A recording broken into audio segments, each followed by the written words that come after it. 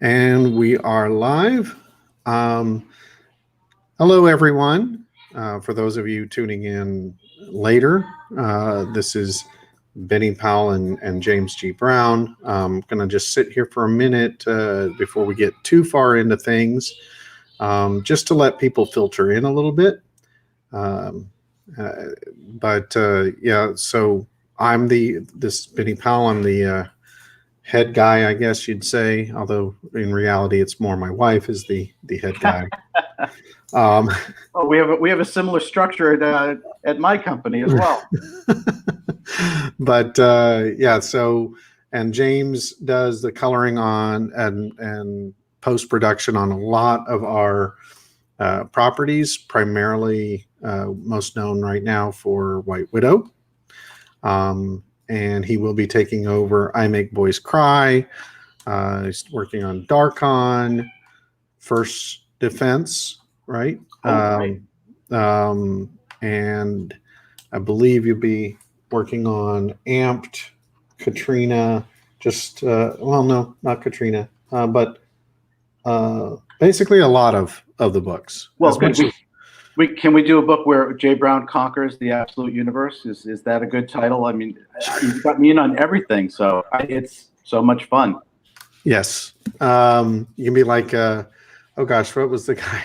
Hembeck conquers the Marvel. Exactly. I think I look a little like Hembeck too. But. So, well, you don't have the curly beard, but that's for those who are young. You have to go Google Fred Hembeck. That's a very old reference. But hopefully he's alive. I don't even know. Can keep up. I don't even know if I'm alive half the time. So basically what we want to talk about on this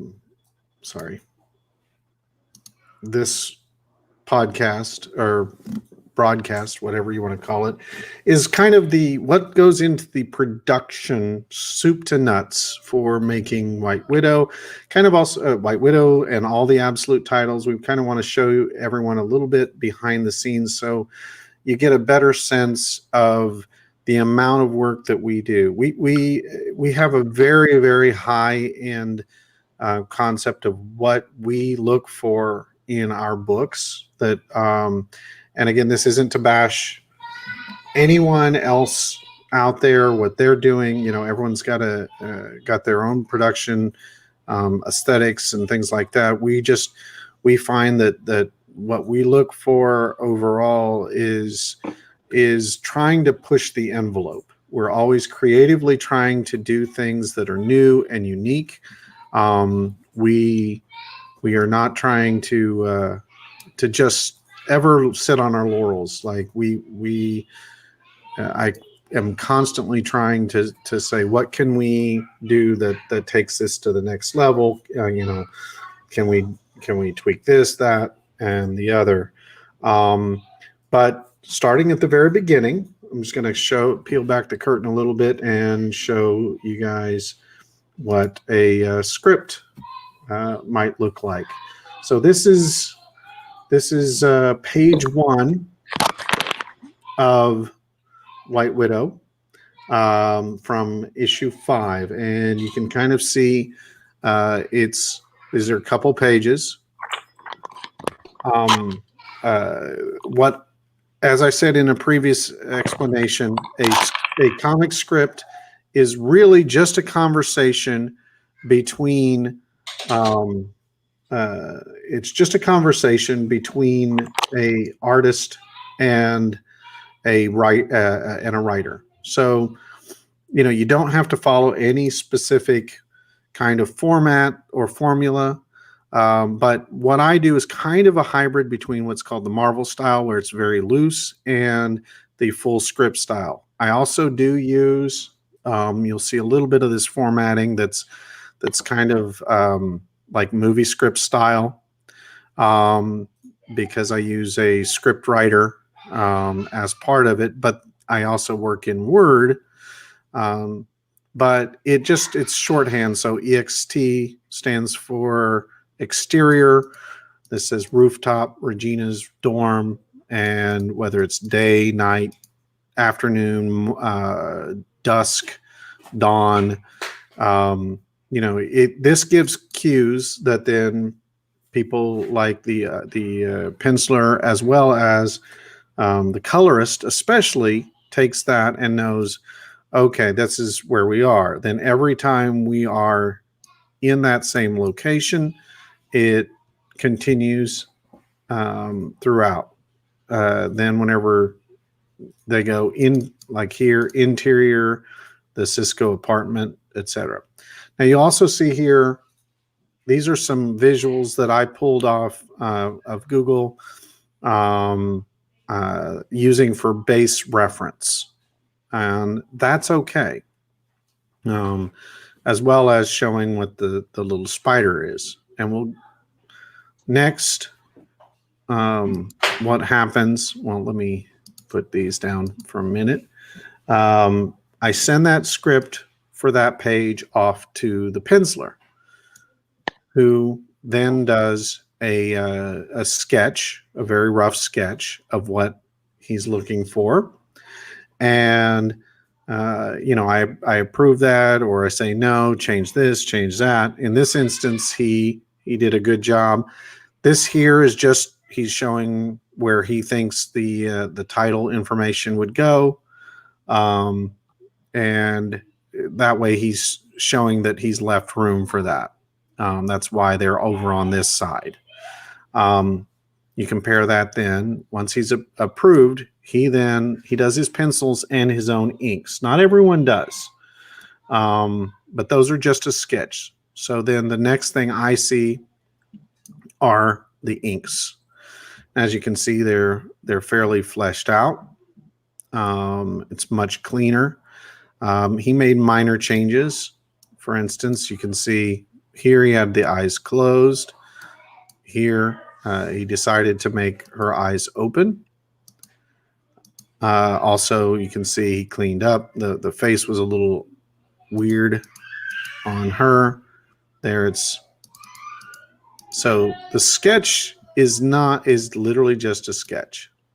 So then once it finishes that process, once I've approved, okay, that's good, this then goes off to James, our colorist, who then takes and gets what are called flat colors. I'll let James kind of speak on that for a second. Well, the flat colors is the first part of approaching the actual coloring of the page and the mechanics of having the page be rendered.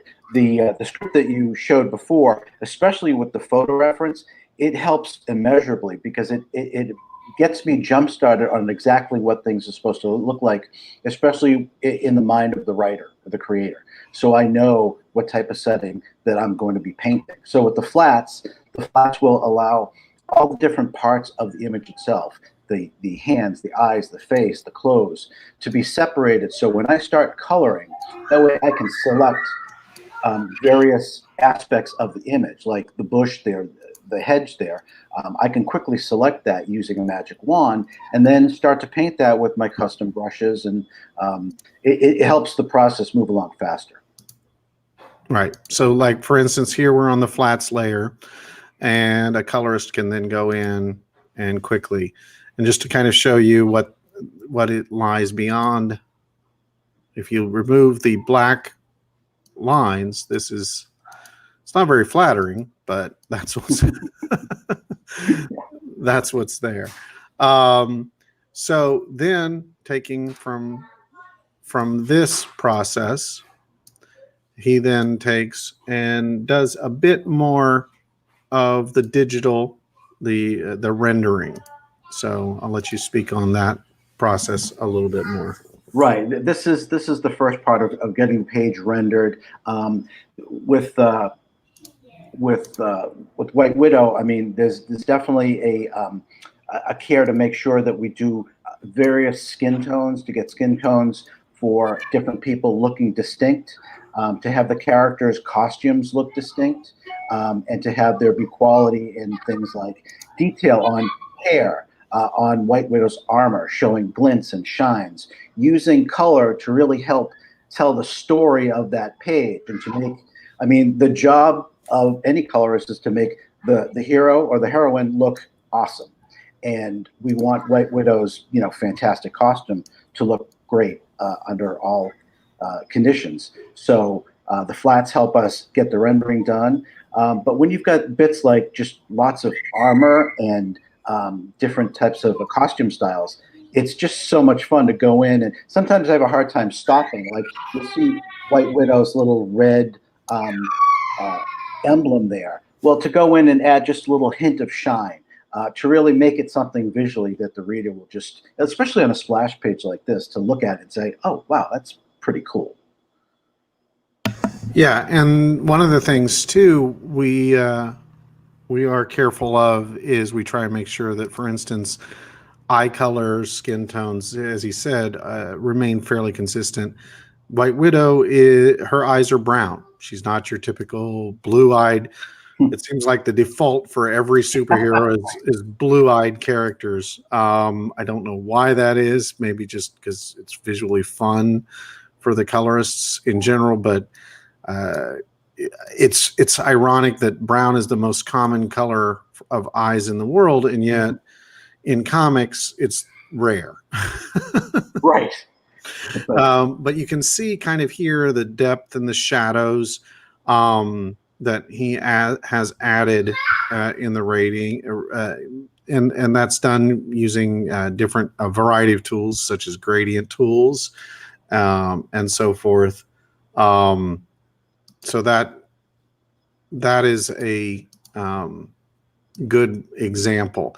Here you can still see some flats. Now, one of the things, and then this leads us to our next level here, is, hold on, where is it? Well, all right, I'll show it this way. All right, so a lot of people know the hex pattern.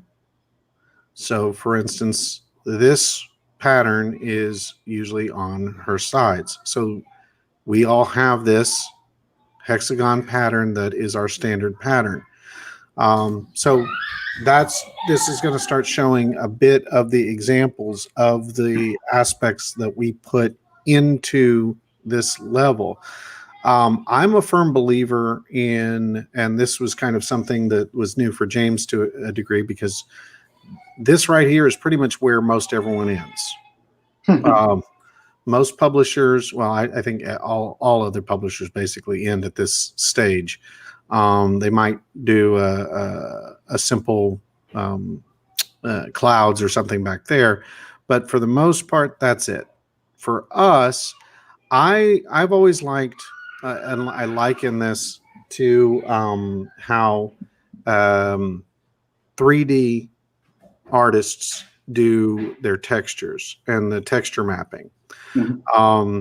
So if you don't know, if you guys don't know how 3D artwork is, they do a shape and then they take textures and then wrap that around those shapes. So that's kind of what we do as well. So for instance, here we will add that hex in.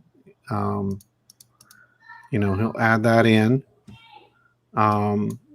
And suddenly you start seeing that. Then he'll put clouds in as a cloud texture. Now, one of the things too is we like to do these kind of city things. So here's some bushes. You see how the bush, that's a bush texture that's then put in. Now you've got a wall. Suddenly that looks more realistic. You've got the ground underneath of her, that it wouldn't be just that, it would have this nice texture. You get the wood that's on the planks back there.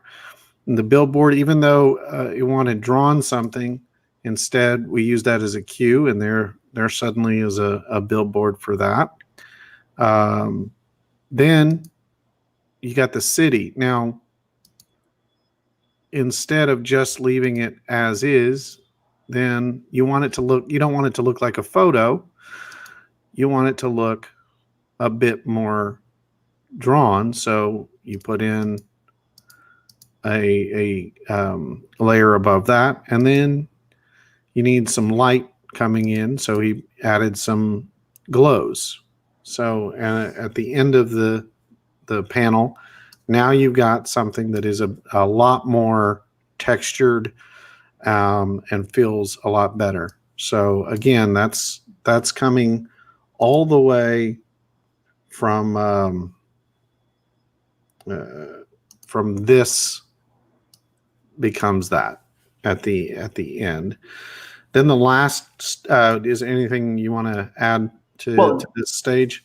This is one of the unique things, and one of the hallmarks of the Absolute books is adding realism wherever possible, having little bits of realistic textures, and even using real cityscapes and bringing them into the books to sort of create a real world environment for fantastic superhero stories. And I had never used that many scanned textures or photographs in the work as much as I've done here, and especially in the costumes.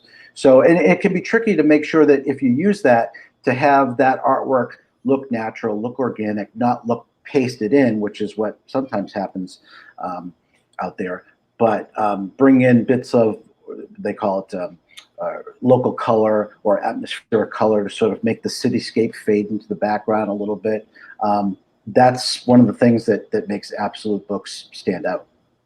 Yeah, and one of the things too, I should say, yes, these textures are textures and stuff, but we do not use, and for anyone out there trying this, don't just go steal off of Google. Yeah. There are some free sites out there that have license free. Make sure it must be commercial use, but a lot of our stuff comes from Adobe stock, for instance, and sources like that. So these are purchased, these are owned, these are all rights are available for our use. So you do not. I can tell a story of when I worked at a big Fortune 500 company where they accidentally misused a photo of a grocery bag on a billboard, and that mistake cost them $350,000. So, oh, ouch. So, even though they had, it was even that they had the licensed rights, but only for X number of print, not for outdoor use. So even then, you just got to remember that copyright holders own own that. So yeah, and then the last stage. Now this stage is not done in Photoshop. Everything up to this point is done in Photoshop. Then we take this out, and I do the lettering. And so the next stage for lettering is then to do that in Adobe Illustrator. So this is then done in Illustrator. That allows me to change the sizing and everything, and get a lot more control on it. Plus, it makes it incredibly smooth. See how this is, if you see this is all jaggedy, that's not how it would look in Illustrator, nor in InDesign when we then port those Illustrator files in. It's nice and smooth, crisp, clean, and it will print beautifully. So if you're doing it, it's okay to work in Photoshop. It's not the best option. You'll have more difficulty with making the word balloons point where they're supposed to. Right. It'll end up looking forced, and you'll end up with balloons not feeling so organic. What I find fun is by the time you get the words in, suddenly you feel like, wow, that's actually a page in a comic. It feels like the last step to make it real.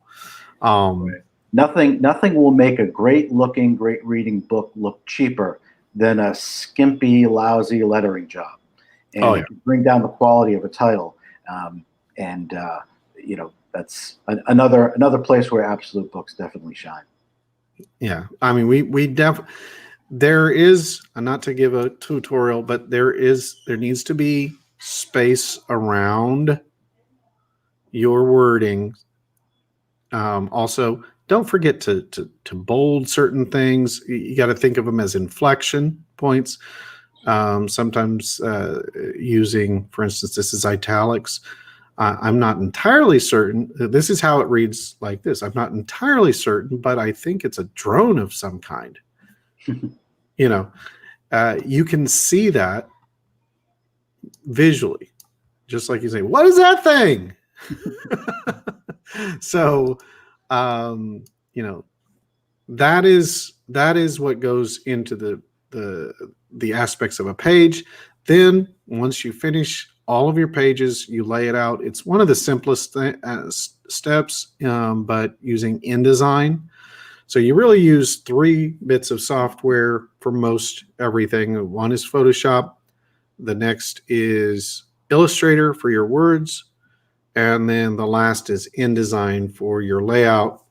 And I'll show you guys a kind of a, if I can pull up Acrobat, I'll show an example of how a print setup page looks. I'll just pull. Sorry, I did not cue this up because I'm bad. All right. What have you been doing all weekend, Benny? I know. I tell you. Print files. No. Where are we?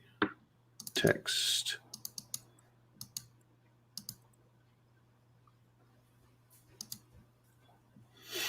Sorry.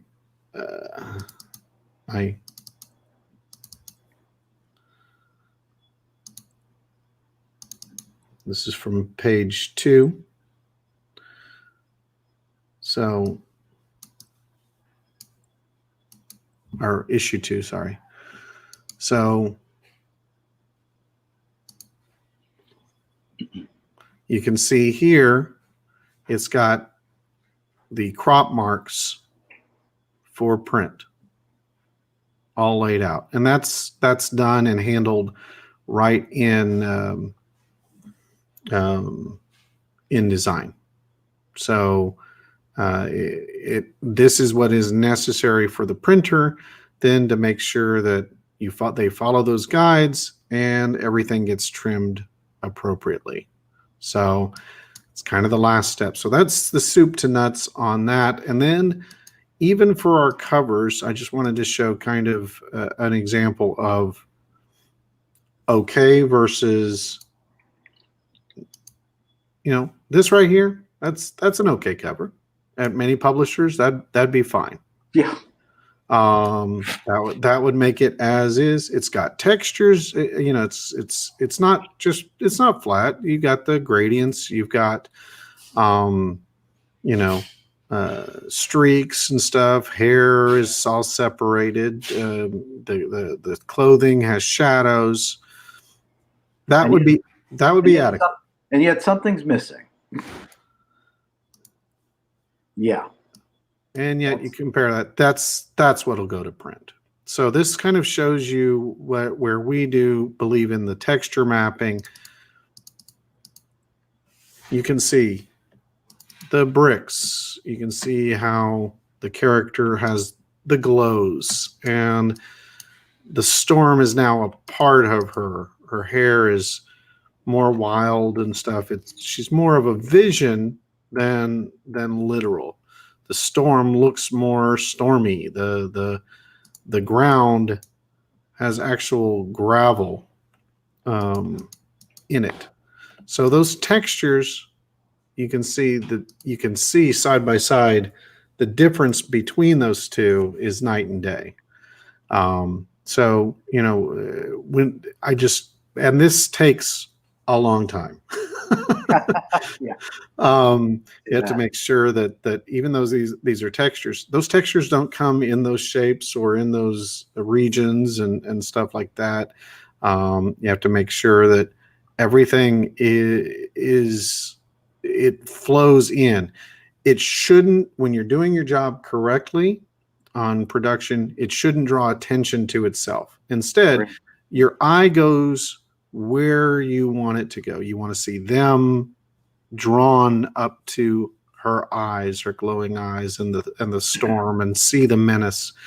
That is one of the things as well for our covers that I try and make sure that we do, and that is we want to tell a story on our covers. We don't want to simply show a pinup. It's not about trying to be flashy. It's instead, I think that all of our covers in general are trying to. It's a bit old school, but they're trying to tell a story, and that gets you in as a reader, because you can do the pretty covers and everything, the flash, and tell a story. It's not an either or type of thing. It's an important part of the sales process too, to bring readers in. And you're competing with other books on a shelf. You've got to get something that will catch the reader's eye, but also show what's in store. Right. And that's kind of, I mean, you can obviously take artistic license and stuff like that. Before I brought James on, we had another colorist and stuff, and I'm going to show a fun example on this process. And this is why I like James. James saved me an innumerable amount of work. So this is a typical page in the first 2 issues with our previous colorist. Again, he's a good colorist. We work with him on other stuff, but and this is a good color job. It's not bad. Again, it's a good representation of what you'd get at a lot of companies and stuff. Nothing wrong with it, but this is an absolute comics page. Yeah. Wow. What a difference. The drama is just off the charts. And of course the work that he did and went into it was good, but you can see how we're adding in textures. Like, we're not going to just put knocked out color books. Does anyone necessarily notice that?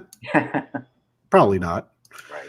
But you feel that this is a more real page. In my opinion. No, it's quite an interest. Adding in little subtle things like knocked out color break lines can draw more attention, which was trying to be done, I believe, with that there. But, this, I think, does a better job of it. And that's what recessed lighting looks like. It doesn't look like that. So, again, this just illustrates. Now, whenever I was working with James, that was one of the examples I gave him on what the difference is between what we're looking at and looking for versus what the norm is. So yeah, that was a perfect example of how you wanted the style of the books to be set apart. I don't think that many colorists out there use lots of scan textures or photos in their art as much, because frankly it slows the process down. You've got to paste it in, you have to stretch it, elongate it, warp it so it looks natural. And if you're doing it for 4 or 5 different aspects of that page, it just takes more time. And if you're on a deadline, a lot of artists will just have to skip that. But yeah. Which we do make sure we James isn't killing himself for no reward. I did make sure that I increased the page rate appropriately. Yes, you did. The most important thing is you're keeping me off the streets, Betty, which is good for society. So, it literally, a page difference between those two was taking me, because I was doing that. Jenna and I both, and that's about 12 hours of our work, going in, making sure, cleaning up, putting new textures, new fills and stuff, because you got to find the textures, you got to find the backgrounds, you got to find the stuff, you got to go in, and sometimes the flats aren't correct, or the flats are merged with other flats, or so you have to go in and lasso areas and stuff. Yeah. So but the end result, hopefully you guys as fans enjoy and see that, because that's what I wanted to show and share, is the sheer amount of work that goes into any given issue. And James is an integral part of that. So Glad to be here. Thank you. But and by the way, if you guys have any questions for us, feel free to chime in. I should have said that at the top. But yeah, it kind of gives you guys hopefully an overview of the absolute comics way. Wow.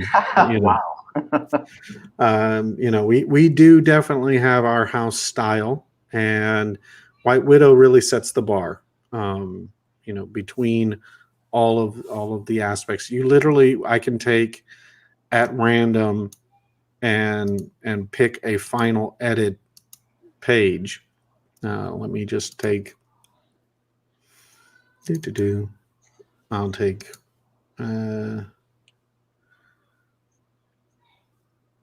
issue 1.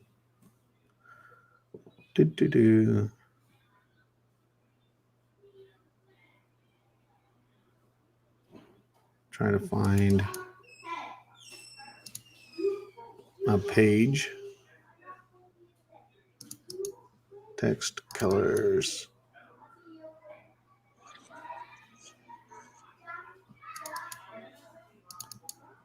Here we've got, I just randomly picked page 14. So there we've got page 14. I don't even know what all I might have done on the final. Then colors, edited finals.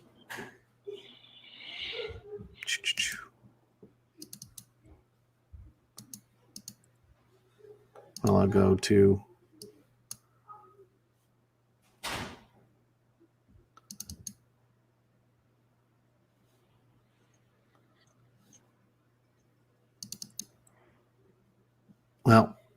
would have helped if the page numbers, I forgot, the page numbers didn't match. Oh. We added, but that's actually a good page right here to show. That's actually a good page, because I did do quite a bit on that one. If I can find the corresponding initial page, I'll try and find. Sorry about this. I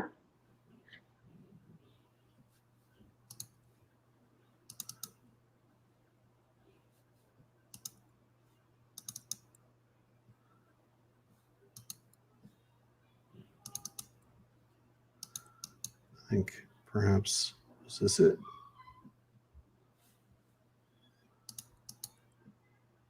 No.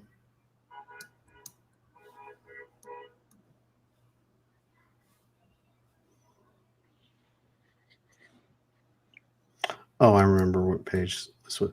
The problem is, and again, this is pulling back the curtain a little bit. So when I first wrote White Widow #1. I wrote it as a 20-page story, and I ended up adding extra pages. So throughout, and so it completely threw off the numbers. So let's see, might be page 11. We'll see. Nope. Then it's probably page 10. But we definitely need to fix the page count. So, Oh, geez. Okay. all right, here we go. Wow. Yeah. So again, this just gives you an example of this is okay, Right. but this is the final. So this is from your first colorist that did the Correct. page on the right, and then you went in and changed Yeah. it. Correct. Wow. So as you can see, like even the crashing through, change that. This, if it just blends all in, there's nothing that calls out. So there's not really a lot of drama. Also, there wasn't any design of background. So I went in and found a background that actually matched, and we ghosted that in a bit. So it still doesn't detract, but it lets you know she is in her dorm. The lighting was way too pale and dark. Didn't really match what we had shown on the first page with the backlighting. This, you can see the color difference between here and here. They're just, and obviously as well, another big thing that we do is White Widow has these glowing red eyes. Well, for a lot of places that would be sufficient, Right. to be glowing red eyes. For us, I always thought it was a much cooler thing to have these whites that give a little bit more expression because then you can see where she's looking. So while it's not really pupils, it still serves the purpose. So well, that's a very good technique because it also adds some heat to the eye. Having it appear to have a glowing effect when you've got the contrast of the red versus the white really helps. And also with this page, panel 2 is a perfect example of using color to help tell the story. You're switching from panel 1, which is a cool blue background. Panel 2, you went in and you brightened it up and you used a hot color or a warm color to contrast against the rest of the page, but also to add a sense of there's something alarming happening. Her head is spinning around in alarm, and you're using color to help tell the story, which is I think the main job of a colorist. Yes. I agree. This is kind of just gives a mainly I have to use the old ones just because James is doing a really good job not requiring us to do. Oh, good. Anything to help, Penny. Anything to help. So, but this is the kind of the template that we follow on this is what we follow on all of our books. We try and put in these textures, the color differences and stuff like that. That's the aesthetic. So hopefully you guys appreciate that and love it as much as we do. It all serves to tell the story, and the story is the king, as told visually, because this is a visual storytelling medium. Absolutely. Nobody wants to read. Where is it? Over here. No one wants to read that. Yeah, right. That's not a very fun comic book. Sure. So, but that is definitely an important part of starting, because when you include that type of extensive reference, it really helps me get an idea of which direction to go in, and I can get jump started. I mean, do you have any shots of issue number 4 of the fight scene that was one of the most fun times I've had working on White Widow. Just that amazing fight scene with Artemis, and I've never seen a fight scene go on that long, page after page. So, Oh yeah, yeah. I mean that was about maybe 4 pages weren't fight scene. amazing. Ewan just did an amazing job on that and keeping it moving, and um, I had to keep up with the color. Yeah, and just to give people an idea for in the script, so and to show Iwan's talent. This is I'm going to give you guys a peek behind it at what the script actually says. It says, okay, Iwan, time for you to have some fun with this issue. Pages 5 through 8, 10 through 12, you'll need to choreograph an intense battle between Artemis and White Widow. I'm going to let you be creative here, keeping in mind the following flow and information on powers, etc. Artemis Andromeda is also nanotech powered, but her abilities are far different than those of White Widow. In a sense, she's more like Wonder Woman. She's far stronger physically, faster, better reflexes, and can heal almost instantly from any wound. She can also, thanks to her suit, fly. She rarely does this while in Artemis persona, as it would draw undue attention, and she doesn't want people to connect the two identities.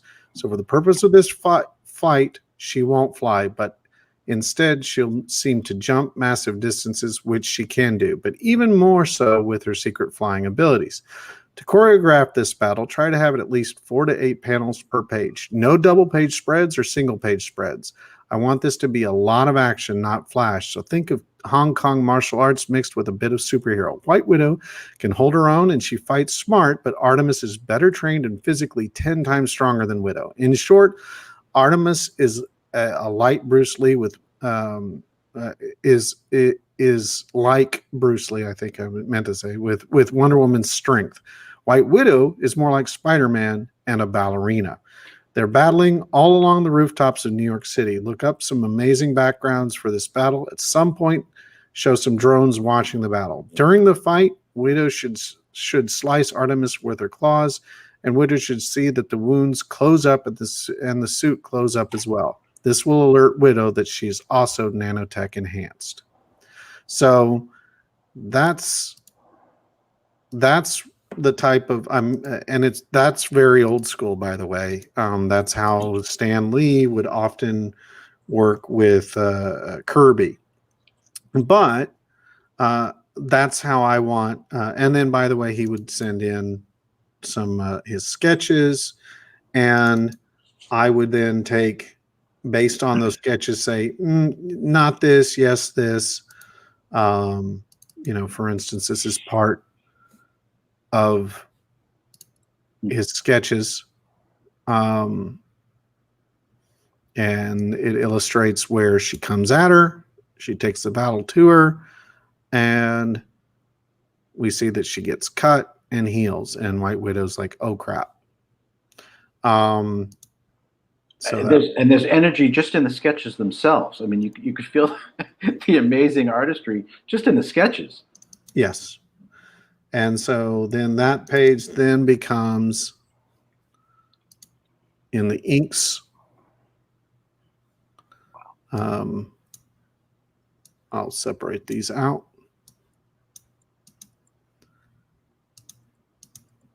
And then whenever James chimes in with his colors, we end up with .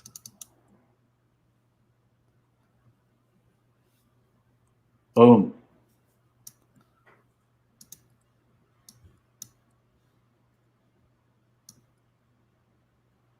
What fun. Ugh.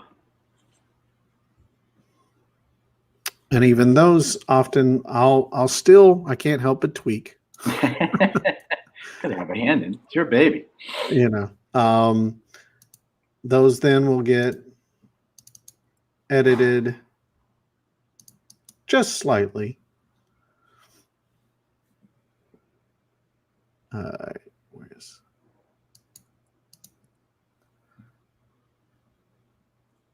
And I think on this one I didn't do a whole lot. I think I just added a little bit of blacks into the cityscapes to make them a little more, um, but not a lot. Not a lot. This one didn't require very much at all. And then I add. Now I do like to do the sound effects. Another little thing I just edited the blacks there on her knee, nano silk. So not a lot. This is why I'm happy to save a lot of my time on that. But you know, bottom line is you end up with a great action sequence, entire issue. It was important narrative as well to show people that look, White Widow is incredibly powerful, but she's not trained and she needs experience. What happens when she goes up against someone who is far more experienced than her?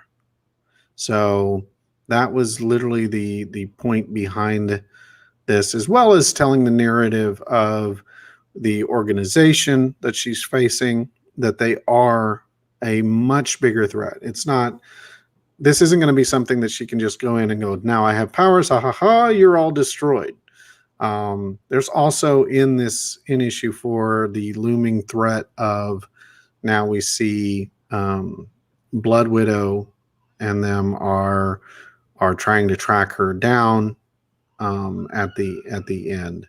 So and that's because Artemis fails to bring her in. So spoiler.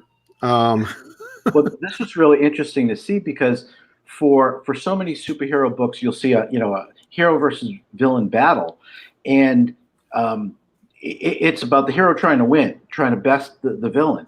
On this one, what was amazing was White Widow was just trying to stay alive. I mean, you could feel the desperation in her fighting, where she knew she was outclassed, and I mean, she got some lucky shots in, some good shots in, but I've never seen recently a hero so visibly on the run like she was in this issue.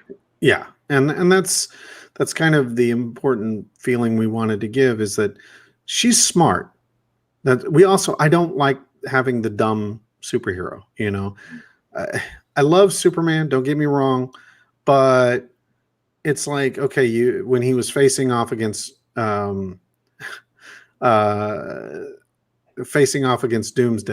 okay, the guy he's the same class or possibly even stronger than you physically, and you've got all these powers, but you're just going to sit there and keep slugging it out because, Einstein defines insanity as doing the same thing over and over again and expecting a different result. Of course he died. He deserved to die. Heresy. How dare you? I mean, Superman could literally take he can fly at the speed of light. Before he would even know it, he should be able to take him up into outer space and hurl him towards the sun. It's, there's a million ways in which he could have incapacitated the guy without just brawling to the death. And just fly 3 miles up and use your heat vision. Take care of it that way. So yeah, I mean, what they actually in the cartoon kind of made in the Justice League cartoon, when they had the bad guy Superman face off against Doomsday, he lobotomized him, just used his heat. It's like, I like that. Problem solved. Yep. It's one of those things that I laugh at. So White Widow is supposed to be smart. She's a genius level IQ. Her parents were smart. She's smart. That doesn't mean she's trained. It just means she's smart enough to go, I'm outclassed here. I got to get away. Yeah. So she does. It'll be interesting to see how she changes with the influence of the I Make Boys Cry team. Yes, because she's yeah, I won't spoil that because that one's coming Okay. here. Hopefully this week, the digitals will hit everyone, but who's on the Kickstarter. And then we're like a couple weeks away from them hitting stores and everywhere. So, but yeah, she's learning. She's learning, and she'll continue to grow. Potentially one of the most powerful. So, for instance, where Artemis can lift 100 tons, just you know, by herself, and White Widow by herself could only lift 10. But with the nanotech spider silk, if she were to utilize that and augment that, there's potentially no upper limit to how much she could lift up, given bracing and all of that sort of stuff. So, Right. she is incredibly powerful, but she's still learning. So, Sean Foster said, "Thank you for not making her instantly train like they did in the Stargirl show."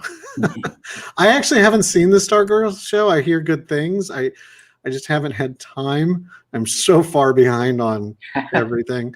And then occasionally, like I want to see the Boys season 2 came out, but I haven't had a chance to see that yet. It's a lot of fun. I'm not all the way through it yet, but they keep the blood and gore coming, and it's definitely a great take on superheroes.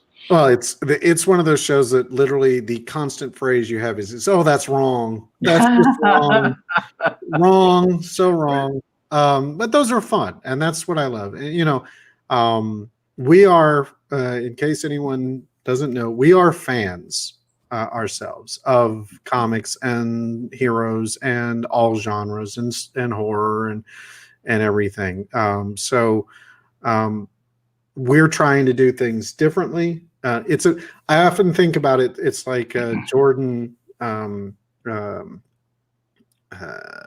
What is it? It's Keegan McKee and Jordan Peele from Key and Peele. He did the movie Get Out, which everyone was lauding. It was a great movie. Don't get me wrong, but what's funny is the title and everything is making reference to the fact that he wanted to do a horror movie where the star isn't a complete idiot, and you're not sitting there screaming the entire time, "Get out! Just get out!" Right. And that's how I like our comics to be. Is I don't want our characters to necessarily, unless they are stupid, to do stupid things any more so than people would in real life. So that's another part of the production and stuff. So, but hopefully everyone enjoys. I love having James as part of the team. He does Thank you. A phenomenal job. He was pestering us for months to join. So,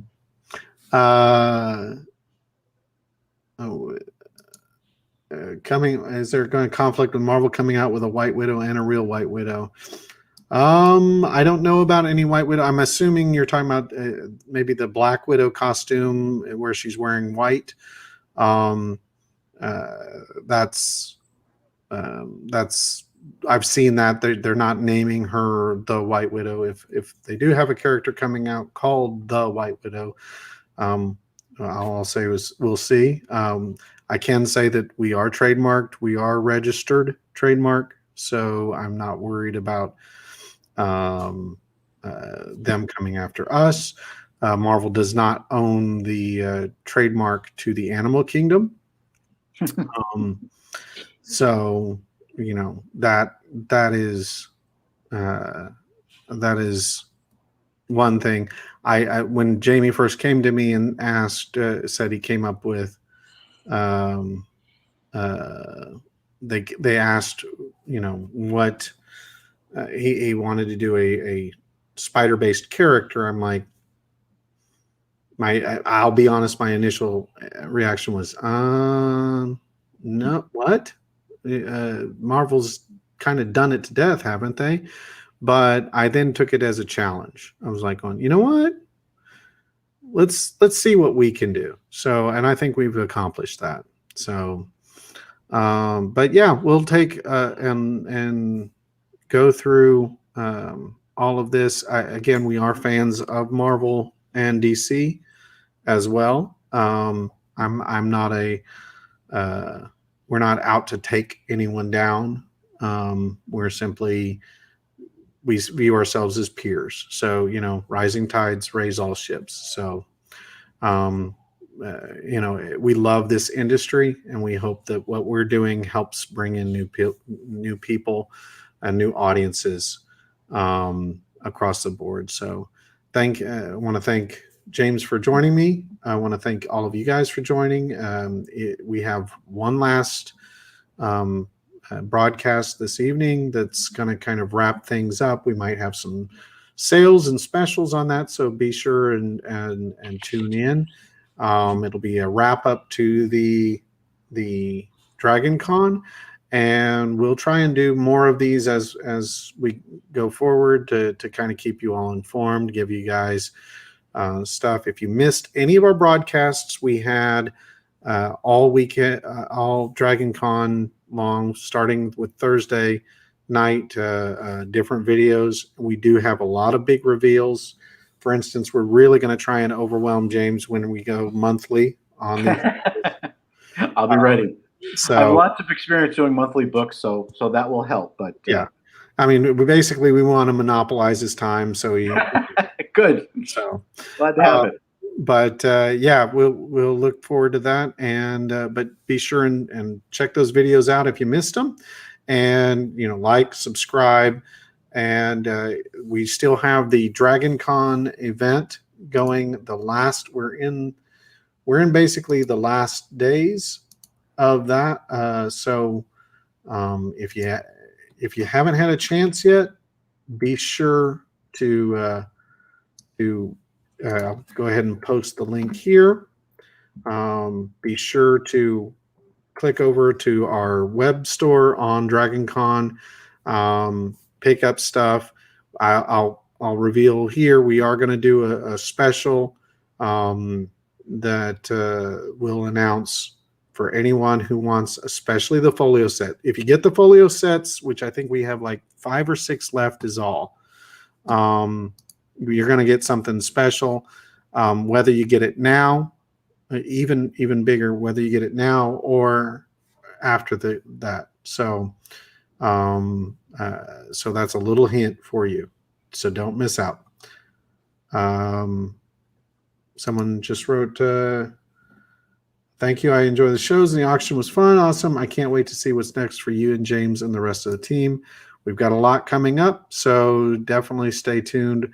I will say this, we're looking at a lot more titles and a lot better frequency. So that is our current goal, but we will not, in doing that, we will not be sacrificing quality. Quality is our number one watchword.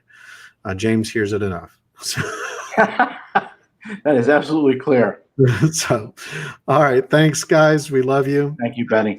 Talk to you soon.